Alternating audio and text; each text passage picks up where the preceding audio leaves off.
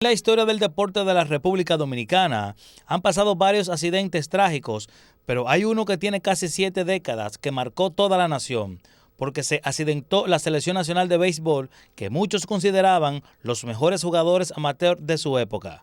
El domingo 11 de enero de 1948, exactamente hace 67 años, un bimotor Douglas de Cubana de Aviación que volaba de Barahona a Santiago chocó contra las montañas Río Verde, Yamasá, muriendo sus 32 ocupantes, incluyendo los miembros del equipo Santiago que participaba en el Torneo Nacional de Béisbol Amateur de 1948. La novena Santiago, que ocupaba el primer lugar de dicho torneo, estaba conformada por lo que muchos consideraban los mejores jugadores amateur de la época, entre ellos Toñito y Aquiles Martínez, hermano del gran campo corto Coracio Martínez. El accidente aéreo, en que perecieron legendarios beisbolistas, fanáticos y dirigentes deportivos santiagueros, ocurrió en horas del atardecer del domingo 11 de enero de 1948.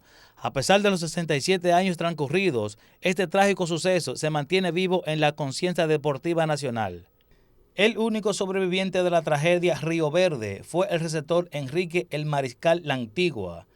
La Antigua sobrevivió porque no hizo el viaje en el avión que se accidentó, sino que vino hasta el Parque Independencia en un carro de la línea Studebaker. Todos esos atletas se recuerdan y jamás serán olvidados, así lo afirmó Santana Martínez, quien menciona algunos nombres de los 32 fallecidos en aquel trágico accidente.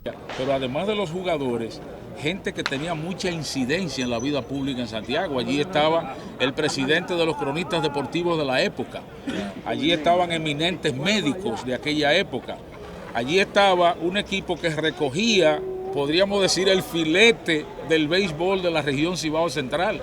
Jugadores de Moca, de La Vega, de Montecristi y de otro pueblo estaban en ese equipo de Santiago.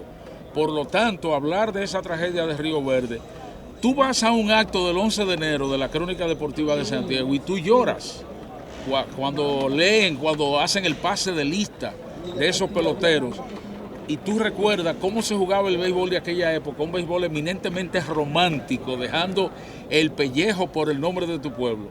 Los principales periodistas de la ciudad Corazón recuerdan esta tragedia como inolvidable y la más trágica que ha vivido el pueblo de Santiago.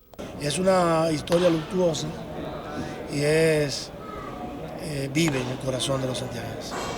Aquí en Santiago existe mucha gente que todavía no se monta en el avión después de esa tragedia. Le tienen miedo al avión después de esa tragedia porque eso impactó, ¿sabes lo que es? 48 personas de morir así, 28 peloteros.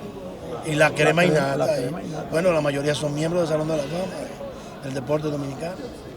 O sea que es algo que va a vivir siempre con Santiago y la Asociación de Cronistas Deportivos de Santiago se ha encargado de que sea así.